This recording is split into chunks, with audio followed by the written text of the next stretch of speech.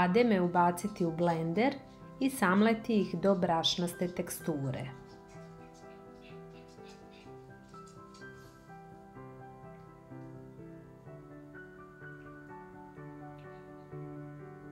Dodati urme odceđene od vode u kojoj su odstojale 10 minuta i miksati da se dobije pasta.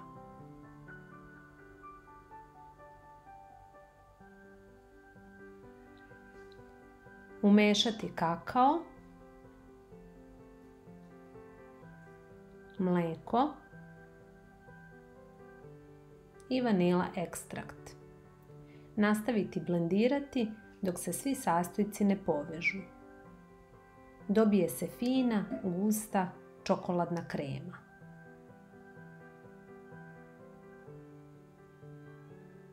Izručiti je u činiju.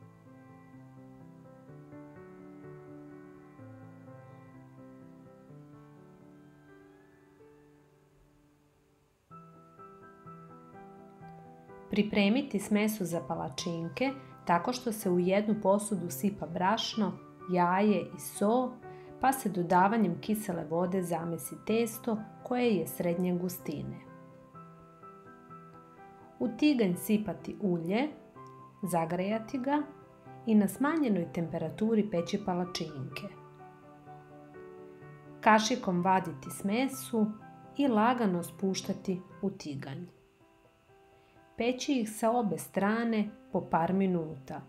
Treba da dobiju boju i okom je vidljivo kada su pečene. Bitno je samo da je temperatura smanjena da ne izgore.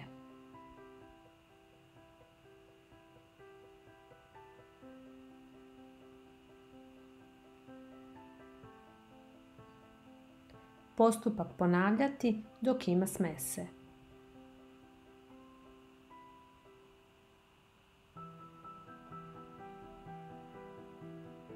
Kada se pojave ovi balončići, to je znak da je vreme za okretanje.